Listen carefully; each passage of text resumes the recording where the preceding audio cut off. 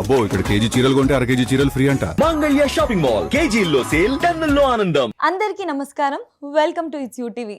ప్రస్తుతం మనతో పాటు ఉన్నారు ప్రముఖ తంత్ర జ్యోతిష్యులు, జ్యోతిష్య సామ్రాట్, జ్యోతిష్య రత్న డాక్టర్ చింతా రుక్మాంగదరావు గారు.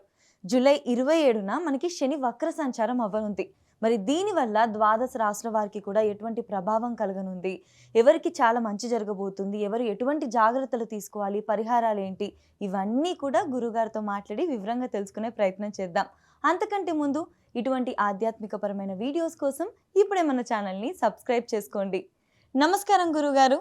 మాతృదేవోభవ, పితృదేవోభవ, ఆచార్య దేవోభవ. ఓం నమో మాందీశ్వరాయ నమః. అందరూ బాగుండాలి, అందరికీ మంచి జరగాలి. గురుగారు, ఇప్పుడు సింహరాశి వారికి ఈ శని వక్ర సంచారం వల్ల ఏ విధంగా ఉండబోతుంది? ప్రభావం ఏమైనా ఉంటుందా? వీళ్ళకి కలిసి వస్తుందా రాదా? కర్కాటక రాశి వాళ్ళకి ఎలాగైతే వ్యతిరేక గ్రహం అని చెప్పానో, సింహరాశి వాళ్ళు కూడా అదే విధంగా వ్యతిరేక గ్రహము. 6వ ఇంటి వాడు 7వ ఇంటి వాడు శనేశ్వరుడు. ఈ రాశికి బద్ధ శత్రువు. ఓకే. ఎవరికి? సింహరాశి వాళ్ళకు. కాబట్టి ఇప్పుడు వీళ్ళకి కూడా వైవాహిక జీవితంలో ఇబ్బందులు, వివాహ విషయాల్లోనూ, అదేవిధంగా ఈ కిడ్నీ సమస్యలు, కన్జ్యూమర్స్ ఇబ్బంది అవ్వడము. 7వ స్థానం అంటే కన్జ్యూమర్స్, వినియోగదారులు, వ్యాపారాల్లో ఆలస్యం కావడము, ఇంకేదైనా పాత సమస్యలు ఏదైనా ఉంటే అవి ఇప్పుడు మళ్ళీ ముందుకు రావడము, ఇవన్నీ ఉంటాయి. 6వ స్థానము మకరము, వీళ్ళకి 6వ స్థానం. దానికి కూడా శనాధిపతి. 6వ స్థానం అంటే శత్రు, రోగ, రుణస్థానం.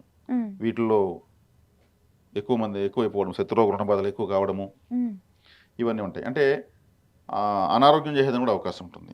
6వ స్థానం శని చూస్తాడు కాబట్టి. అంటే ఎటువంటి ఆరోగ్య సమస్యలు? ఉష్ణ సంబంధమైన అనారోగ్యాలు చేస్తాయి.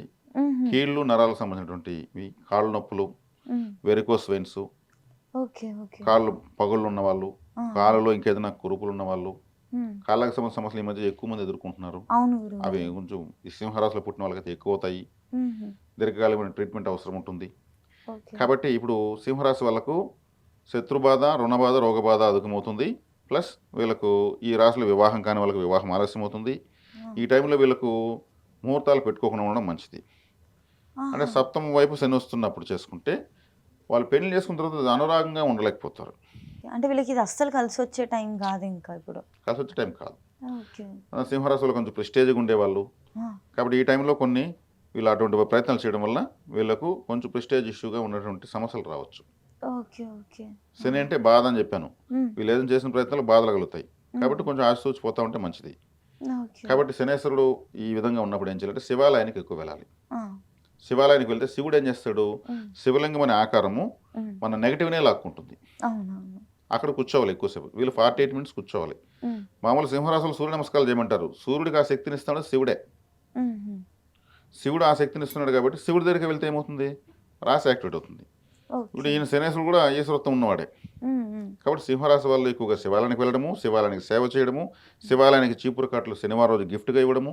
శనివారం రోజు ఇవ్వాలి చీపురు కట్టలు. అప్పుడు ఆలయం శుభ్రం చేస్తుంటారు. శివాలయానికి కడగడానికి ఫ్లోర్ క్లీనర్స్ తీసి ఇవ్వడము. ఇప్పుడు ఆలయానికి అభిషేకం వీళ్ళు చేస్తున్నారు. శివుడికి కాదు, ఏకంగా ఆలయానికే. ఆలయానికి అందరూ చేస్తారు, శివుడికి అందరూ చేస్తారు. ఆలయానికి అభిషేకం చేసి అదృష్టం వస్తే ఏముంది? శనేశ్వరుడు ఆటోమేటిక్ అనుకూలం అయిపోతాడు. ఇది ఏ రాశి వాళ్ళైనా చేయాలా? ఎవరైనా చేయొచ్చు, మంచిదే. ఎస్పెషల్లీ ఇప్పుడు సింహరాశి వాళ్ళకి చాలా ఇంపార్టెంట్ ఇది. కానీ ఏ రాశి వాళ్ళని చేయొచ్చు. సాటర్డే రోజు ఇస్తే బాగుంటుంది. సాటర్డే రోజు ఇస్తే మంచిది. ఇప్పుడు చీపుర్ల బదులు ప్లేస్లో కొన్ని మాప్ స్టిక్స్ వచ్చాయి. అది కూడా చీపురే, కాబట్టి అప్డేటెడ్ చీపురు అది. అవి కూడా తీసివచ్చు. ఇప్పుడు ఏమైంది? మంచి శుభ్రంగా స్మెల్ లేకుండా చేస్తున్నాం ఆలయాన్ని. ఆలయ సేవకు గ్రహాలు ఆటోమేటిక్గా మంచి చేస్తాయి. శివాలయం అంటే శివుడి ఆలయంలోనే ఎక్కువ గ్రహాలు ఉంటాయి. నవగ్రహాలకు ఆలయం పెట్టి ఎక్కడ పెట్టరు. ఆయన ఆధీనంలో ఉంటారని అర్థం. కాబట్టి వీళ్ళు ఇప్పుడు శివాలయం యొక్క సేవ చేయడము, ఎక్కువగా వెళ్ళి రావడం మంచిది. ఆలయం చుట్టూ అగరబత్తులు వెలిగించేయాలి. చుట్టూ అగరబత్తులు. ఆలయం అంతా సువాసనగా మారిపోతుంది. గాలిని యాక్టివేట్ చేసే శనేశ్వరుడు వేగంగా యాక్టివేట్ అవుతాడు, అనుకూలంగా మారుతాడు. గాలిని యాక్టివేట్ చేయాలంటే ఏం చేయాలి? అగరబత్తులు వెలిగించడము, ఆలయానికి ఒక ఫ్యాన్ కొనివ్వడము, ఆలయానికి ఒక ఏసీ కొనివ్వడము, ఆలయానికి కరెంట్ ఛార్జీ కట్టడము, ఆలయానికి ఒక గంట కొనివ్వడం. గంట కొడితే గాలి శబ్దం వినిపిస్తుంది కదా. ఆలయంలో పాటలు పాడటము, ఇవన్నీ చేయొచ్చు. అక్కడ గాలి యాక్టివేట్ అవుతుంది. ఆ గుళ్ళో పూజలు జరుగుతున్నాయి, మైక్లో వినిపిస్తూ ఉంటుంది, గాలి యాక్టివేట్ అయింది. గుడిలోకి వెళ్ళగానే అద్భుతమైన సువాసన ఎటు తిరిగిన ఎవరో గుడి చుట్టూ అగరబత్తులు వెలిగించారు. సుగంధభరితంగా మారిందంటే ఏమో ధూపము, దీపము, నైవేద్యము దేవుడికి ఇష్టమైనవి. ధూపం అంటే ఏమి? పొగ, అదే అగరబత్తులు. తర్వాత దీపము, దేవతలు జ్యోతి స్వరూపులు, అందుకే దీపం. తర్వాత నైవేద్యం. నైవేద్యం థర్డ్ ప్లేస్, ధూపానికి మొదటి ప్లేస్, కాబట్టి దాన్ని ఎక్కువ చేయాలి అక్కడ. కాబట్టి ఇలా ఆలయ సేవ ఎక్కువ చేయడం వల్ల సింహరాశి వాళ్ళకి ఈ సమయంలో విశేషమైనటువంటి శని యొక్క తాకడ తగ్గిపోతుంది. ఇది వెళ్ళి చేసుకోవచ్చు. ఈ 2026 సంవత్సరం జూలై 27 తారీఖు శని గ్రహము వక్రగతి ప్రారంభిస్తుంది. ఈ శని మీనరాశిలో వక్రారము ప్రారంభిస్తాడు. మరి ఈయన శని వక్రిస్తే శని కర్మకారకుడు. శని కర్మకారకుడు అంటే ఏమి? కర్మ అంటే ఏమి? ప్రతి పని కర్మే. మీరు నాతో మాట్లాడడము, నిద్రపోవడము, నడవడము, చనిపోయే వరకు మనిషి ఉన్నటువంటి నడవడిక, ప్రతి సెకను చేసే ప్రతి పని కర్మే. అందుకే ఆయన ఆయుష్కారకుడు అన్నారు. ఒక మనిషి ఆయుర్దాయము ఉన్నంత వరకు అతను చేసే పనులన్నీ కూడా కర్మలే. అవి శుభకర్మలు, అశుభకర్మలు ఉంటాయి. కానీ ఆయన ఈ కర్మకారకుడు కాబట్టి ఏ కర్మలైనా కూడా శని యొక్క ప్రభావంతోనే ఉంటాయి. అందుకే ఎవరైనా చనిపోతే ఇతని కర్మ తీరిపోయింది అంటారు. అంటే ఇంకా అతనికి చేసేదని పని లేదు, అందుకే ఆయన చనిపోయాడు, అయిపోయింది, మనకే ఇంకా కర్మ తీరలేదు, మనం ఇంకా బతుకున్నామని వేదాంతంగా మాట్లాడతారు కొంతమంది పెద్దవాళ్ళు. అంటే ఇంక మనకు పని లేదు అంటేనే మనం ఈ శరీరాన్ని వదిలేస్తాం, ఆయుష్ తీరుతుంది. ఏదో చేయాల్సిన కర్మ ఉంది కాబట్టి మనం పుడతాం. ఏ పని చేసే అవసరం లేకపోతే అసలు పుట్టం. వాళ్ళకి పనే లేనప్పుడు మళ్ళీ జన్మ ఎందుకు? జన్మ ఉంటే కర్మ ఉంటుంది, కర్మ ఉంటే జన్మ ఉంటుంది. బుద్ధి కర్మానుసారే, కర్మ జన్మానుసారే, జన్మ కర్మానుసారే. అంటే మన బుద్ధిని బట్టి మన కర్మ ఉంటుంది, మన కర్మను బట్టి మన యొక్క జీవన గమనం ఉంటుంది. మళ్ళీ మన కర్మ బ్యాలెన్స్ ఉంటే మళ్ళీ ఆ కర్మ యొక్క ఫలితాన్ని అనుభవించిన మళ్ళీ జన్మ తీసుకోవాలి. అందుకే జన్మ కర్మానుసారే, కర్మ జన్మానుసారే, బుద్ధి కర్మానుసారే. ఇప్పుడు వివాహానికి వెళ్తాము, పెండ్లికి ఏడుస్తూ వెళ్తామా? ఏడుస్తూ వెళ్తాం. ఒక డెత్ జరుగుతుంది, నవ్వుతూ వెళ్తామా? అంటే బుద్ధి కర్మానుసారే. అక్కడ ఉన్నటువంటి కార్యక్రమాన్ని బట్టి మన యొక్క బుద్ధి ఉంటుంది. అక్కడ ఉండే ప్రోగ్రామ్ ఏంటి, ఆ ప్రోగ్రామ్ తగిన విధంగా మనం బిహేవ్ చేస్తూ వెళ్తాం. అంటే మన యొక్క బుద్ధిని బట్టి ఆ కర్మ అనేది జరుగుతూ ఉంటుంది. ఈ కర్మలన్నీ చూసుకునేది శనీశ్వరుడు. శని యొక్క ప్రభావంతో మనకు అన్ని కర్మలు సంభవిస్తూ ఉంటాయి. ఈ కర్మకారకుడు వక్రించాడు అంటే ఏంటి గురు? రివర్స్ అయ్యాడు అని అర్థం, యూటర్న్ తీసుకున్నాడు అని అర్థం. ఇప్పుడు వక్ర సంచారం అంటే రిటర్న్ మళ్ళీ వెనక్కి తిరుగుతాడు. వక్రము అంటే వెనక్కి వస్తున్నాడు అని అర్థం. ఇంగ్లీష్లో చెప్పాలంటే యూటర్న్, రివర్స్. మరి కర్మకారకుడు రివర్స్ అయితే ఏముంటుంది? ఇప్పుడు మనం చేస్తున్న పనుల్లో మనం ఏదో మర్చిపోయినాము, మళ్ళీ వెనక్కి తిరిగి మళ్ళీ ఆ పని చేసుకురావాలి. ఇప్పుడు కొద్ది దూరం వెళ్తాము, కీస్ మర్చిపోతాము, లేదా ఒక ఫైల్ మర్చిపోతాము, ఇంటికి మళ్ళీ తిరుక్కొని ఫైల్ ఎత్తుకెళ్తాం కదా. సేమ్ అట్లే శనేశ్వరుడు కూడా సంవత్సరానికి ఒక 5 నెలలు వక్రిస్తూ ఉంటాడు. 5 months ఒకసారి, సంవత్సరానికి 5 నెలలు కనీసం 4 నుంచి 5 నెలలు ఆయన వక్రంలో ఉంటాడు. ప్రతి సంవత్సరం ఉంటాడు. అది ఏ రాశిలో ఉంటే ఆ రాశిలో వక్రిస్తాడు. ఈ వక్రగమనం ఎలా స్టార్ట్ అవుతుంది? సూర్యగ్రహం నుంచి 5 స్థానం నుంచి 9వ స్థానం మధ్యలో అవుతుంది. సూర్యుడి నుంచి 5వ రాశి నుంచి 9వ స్థానం రాశి వరకు వక్రగమనాలు ఉంటాయి. గురువుకైనా, కుజుడికైనా, శనికైనా. ఇంకా బుధుడు, శుక్రుడు ఆయన కూడా తిరుగుతూ ఉంటారు, వాళ్ళ క్యాలిక్యులేషన్ వేరే ఉంటుంది. ఈ 5 గ్రహాలు వక్రిస్తూ ఉంటాయి. రాహుకేతులు పర్మనెంట్గా వక్రంలో ఉంటారు, రవిచంద్రుడికి వక్రగతి లేదు. ఇది వక్రం యొక్క వివరాలు. ఇప్పుడు కర్మకారుడు వక్రించాడు అన్నప్పుడు ఏం చేయాలి? సూర్యుడు యొక్క శనిగ్రహం యొక్క కారకత్వాలు ఏంటి? నడక, వాకింగ్ చేయడం శనేశ్వరుడు. అంటే కాళ్ళు అంటే శనేశ్వరుడే. చెప్పులు, షూస్ కావచ్చు, ఇంకేదైనా చెప్పులు కావచ్చు, శనేశ్వరుడే. చీపురు కట్ట ఆయన ఆయుధం. చీపురు కట్టను కూడా ముందుకి వెనక్కి వక్రం చేస్తేనే శుభ్రం అవుతుంది. ఆలయమైనా, హాస్పిటల్ అయినా, ఇల్లు అయినా అదే ఆయన ఆయుధం. అదేవిధంగా శనేశ్వరుడు నలుపు రంగు సూచిస్తాడు, బొగ్గులు సూచిస్తాడు. అందుకే మన సింగరేణి బొగ్గు కార్మికులంతా కూడా శని యొక్క ప్రభావంతో అక్కడ కార్మికులు అవుతారు. శని యొక్క అనుగ్రహం ఉంటే అటువంటి వాటిలో జాబ్ వస్తుంది. ఇంకా ఈ లెదర్ బిజినెస్, చెప్పుల బిజినెస్, తర్వాత ఎత్తుకుంటే ఇంకా కర్షక కార్మిక వర్గాలు, కష్టపడి పనిచేస్తున్న వాళ్ళు అందరూ కూడా, సమాజంలో ఓట్లు వేసే వాళ్ళంతా కూడా శని ప్రభావంతోనే ఉంటారు. ప్రజా తిరుగుబాట్లు, ఇవన్నీ కూడా శనేశ్వరుడే. ఇన్ని కారకత్వాలు ఉంటాయి. మరి ఆయన వక్రించాడినప్పుడు ఏమవుతుంది? కర్మ అన్నాను కాబట్టి, అంటే వృత్తి కారకుడు. కర్మ అంటే వృత్తి కూడా వస్తుంది. వృత్తి కారకుడు కాబట్టి చేస్తున్న వృత్తిలో వీళ్ళు ఆలస్యాలు ఎదుర్కొంటారు. ఇప్పుడు పెట్టిన పెట్టుబడులు కొంతమందికి బ్లాక్ అవుతాయి, కొంతమందికి కర్మ అంటే వృత్తి కోసం చేసే ప్రయత్నాలు ఆలస్యం అవుతాయి. రివర్స్ సైడ్ కాబట్టి కర్మకారకుడు. ఇలా పలు రకాలుగా వాళ్ళ వాళ్ళ ద్వాదశ రాసులను బట్టి వాళ్ళకు ఉంటాయి ఫలితాలు. కొంతమంది బై బర్త్ పుట్టినప్పుడు ఓ 1970లోనో 80లోనో 90లోనో 2000 సంవత్సరంలో ఎంతోమంది పుడతారు కదా, ప్రతి సెకండ్ అవునవును. పుడుతుంటారు.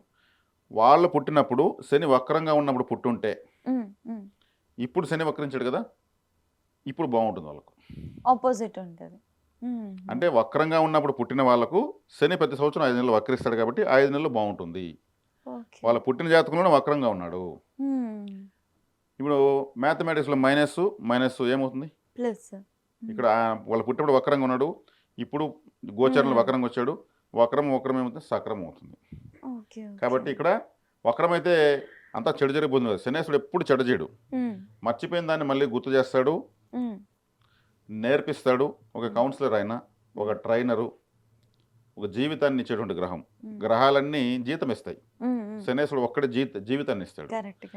జీతాన్ని ఆయన ఇవ్వడు, అందుకే భయపడిపోతారు ఆయన అంటే. జీతం తాత్కాలికమైనది, జీవితం శాశ్వతమైనది. కాబట్టి శాశ్వతమైనదే ఇస్తాడు. అందుకే కలిగించే దాంట్లో శనేశ్వరుడు అంతటి వాడు లేడు, కష్టపెట్టే దాంట్లో ఆయన మించిన వారు లేరు. కష్టపడాలంటే ఎవరికైనా భయము, సుఖమే కావాలనుకుంటారు. కాబట్టి ఆ సుఖము ఎలా వస్తుంది? కష్టే పలి, no pain no gain. Flyover ఇలా అనుకుంటే ఇలా అంటే అయిపోతుందా? మనం కష్టపడి వేస్తే ఫ్లైఓవర్ ఇట్లా పోయేది ఇట్లా వెళ్ళిపో దాటేస్తాం.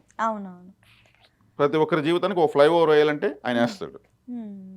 మిగిలిన గ్రహాలు ఏమరుస్తాయి, నీకు ఇట్లే ఉంటుంది లైఫ్ అంతా ఎంజాయ్ చేసుకో అనేసి, డబ్బులు అనవసరం పోతాయి. అప్పుడు శనేశ్వరుడు వచ్చి డబ్బు ఉంటే నీ విలువ ఎంత, డబ్బు లేకపోతే నీ విలువేంటి, నీ భార్య దగ్గర నీ విలువెంత, నీ పిల్లల దగ్గర నీ విలువెంత, నీ స్నేహితులు నీతో ఎలా ఉంటారు, డబ్బులుంటే ఎలా ఉంటారు, లేకపోతే ఎలా ఉంటారు, అవమానం అంటే ఏమిటి, ఆకలి అంటే ఏమిటి, దౌర్భాగ్యం అంటే ఏమిటి, దారిద్ర్యం అంటే ఏమిటి, నష్టం ఎలా ఉంటుంది, కష్టం ఎలా ఉంటుంది, సుఖం ఎలా ఉంటుంది, మొత్తం నేర్పిస్తాడు ఆయన. అప్పుడు బాధలు కలుగుతాయి. ఇవంతా మామూలు ట్రైనింగ్ కాదు. కాబట్టి అప్పుడు ఏమవుతుంది, మనిషి అన్ని బాధలకు ఒక నిప్పులో పెట్టి ఒక ఇనుప ముక్కను కాల్చి కొట్టి మంచి ఆయుధంగా తయారు చేసి, పదునైన ఆయుధంగా తయారు చేసి సెట్ అవుతుంది, అలా చేసేస్తాడు. కాబట్టి శనేశ్వరుడు లేకపోతే ఎవరు ఉద్ధరించబడరు. అందుకే గ్రహాలన్నింటిలోకి శని భగవానుల వారిని ఈశ్వరత్వం ఇచ్చారు. గురు ఈశ్వరుడు, బుధీశ్వరుడు, కుజీశ్వరుడు అని అన్నారు, రవీశ్వరుడు, చంద్రీశ్వరుడు అంటారు. ఒక్క శని భగవానులను మాత్రమే శనేశ్వరుడు అంటారు. ఆయనకి ఆ శక్తి, ఆ యొక్క వరము పరమేశ్వరుడు ఇచ్చాడు. ఈ గ్రహాలన్నీ కూడా తాత్కాలికమైన ఫలితాలు ఇస్తాయి.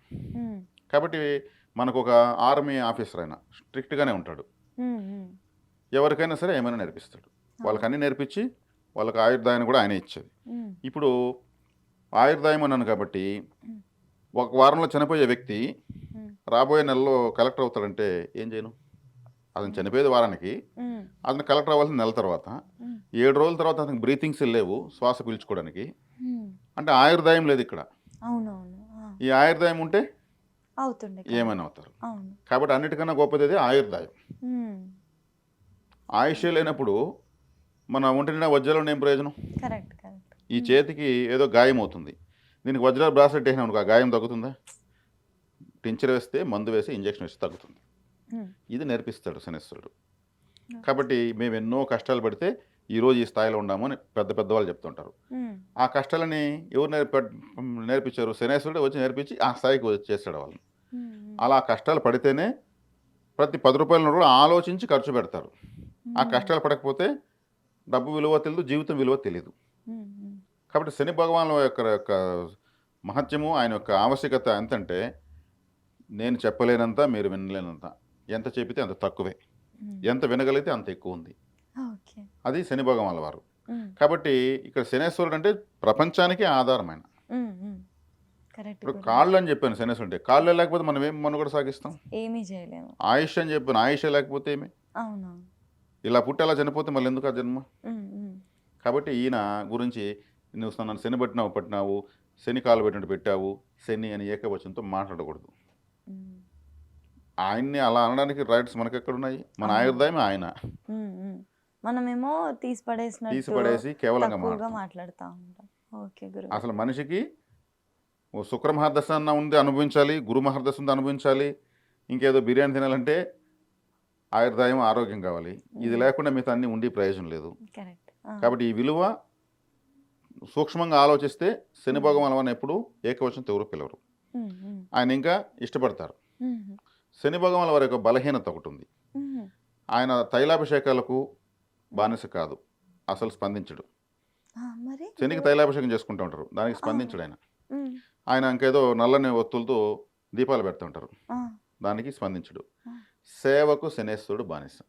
సేవ, దాన ధర్మాలు ఇలాంటి వాటికి సేవ చేయాలి, ఎవరికి చేయాలో వాళ్ళకి చేయాలి.